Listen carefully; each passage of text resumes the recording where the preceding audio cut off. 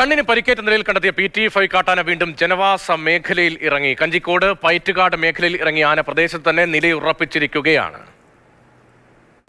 PT5 എന്ന കാട്ടാനയ്ക്ക് ചികിത്സ നൽകാൻ വനം വകുപ്പ് തീരുമാനിച്ചതിന് പിന്നാലെയാണ് ആന വീണ്ടും ജനവാസ മേഖലയിൽ ഇറങ്ങുന്നത്. PT5 നിരന്തരം ഇങ്ങനെ ജനവാസ മേഖലയിൽ ഇറങ്ങാറുണ്ട്. കുറച്ച് നാളുകൾക്ക് മുൻപാണ് ആനയുടെ ഒരു കണ്ണിന് അല്പം പ്രശ്നം കണ്ടെത്തിയത്. ഇത് ചികിത്സിക്കാനാണ് വനം വകുപ്പ് തീരുമാനിച്ചിട്ടുള്ളത്. ഈ സാഹചര്യത്തിലാണ് ജനവാസ മേഖലയ്ക്ക് സമീപവും അതോടൊപ്പം തന്നെ ജനവാസ മേഖലയിലും ആന കഴിഞ്ഞ ദിവസങ്ങളിൽ ഇന്നും ഇറങ്ങിയത്. ആനയുടെ ദൃശ്യങ്ങൾ നമ്മൾ മാതൃഭൂമി ന്യൂസിന് മുന്നിൽ നമ്മൾ ആനയുടെ അടുത്തേക്ക് എത്തിയിരുന്നു. അതിന്റെ ദൃശ്യങ്ങൾ നമ്മൾ പങ്കുവെക്കുകയും ചെയ്തതാണ്. ഗിരീഷ് ഏട്ടാ, സ്ഥിരമായി നിങ്ങളുടെ ഈ പ്രദേശത്ത് ഈ വാർഡിലൊക്കെ നിരന്തരം ഈ ആന PT5 ഇറങ്ങുന്നുണ്ടല്ലേ? PT5 പറഞ്ഞു കഴിഞ്ഞാൽ വർഷങ്ങളായി ഈ ഭാഗത്തേ ഉള്ളതാണ്. PT5ഉം PT40 ഇപ്പോൾ ഒരു 28ഓളം ആനകളും ഈ മേഖലയിലുണ്ട്. പക്ഷെ എന്താ പറഞ്ഞു കഴിഞ്ഞാൽ ഇപ്പൊ കണ്ണിന് പരിക്ക് പറ്റി പറഞ്ഞിട്ട് ഇടത് കണ്ണിനാണ് ഒരു ചെറിയ പരിക്ക്, അല്ല വലത് കണ്ണിന്.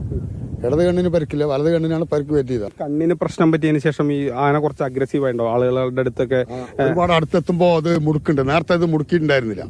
ഇതിപ്പോ മുടുക്കുന്ന അത് കാണിക്കുന്നുണ്ട്. രാവിലെ ഞങ്ങളെ 2 പ്രാവശ്യം മുടുക്കിയതാണ്, ഓടിപ്പിച്ചിരുന്നു. ഞങ്ങളെ പോയി നോക്കുമ്പോ ഞങ്ങളെ തിരിച്ച് മുടുക്കിയിട്ടുണ്ടായിരുന്നു. സാധാരണ ഈ PT5 അങ്ങനെ ആളുകളെ ഉപദ്രവിക്കാറോ ഓടിക്കാറോ ഒന്നുമില്ല. ജനവാസ മേഖലയിൽ ഇറങ്ങും, ചിലപ്പോൾ തെങ്ങൊക്കെ നശിപ്പിക്കും, അങ്ങനെയുള്ള സാഹചര്യങ്ങളുണ്ട്.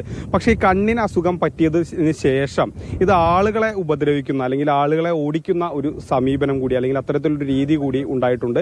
അത് ജനങ്ങളെ സംബന്ധിച്ചിടത്തോളം ആശങ്കയിലുള്ള ഒരു കാര്യമാണ്. അതുകൊണ്ടൊക്കെ തന്നെയാണ് ഈ ആനയ്ക്ക് ചികിത്സ നൽകുന്ന കാര്യത്തിൽ വനം വകുപ്പ് അതിന് പെട്ടെന്ന് ചികിത്സ നൽകണമെന്നുള്ളൊരു തീരുമാനത്തിലേക്ക് എത്തിയതും അതിനുള്ള നടപടികളുമായി മുന്നോട്ട് പോകുന്നതും.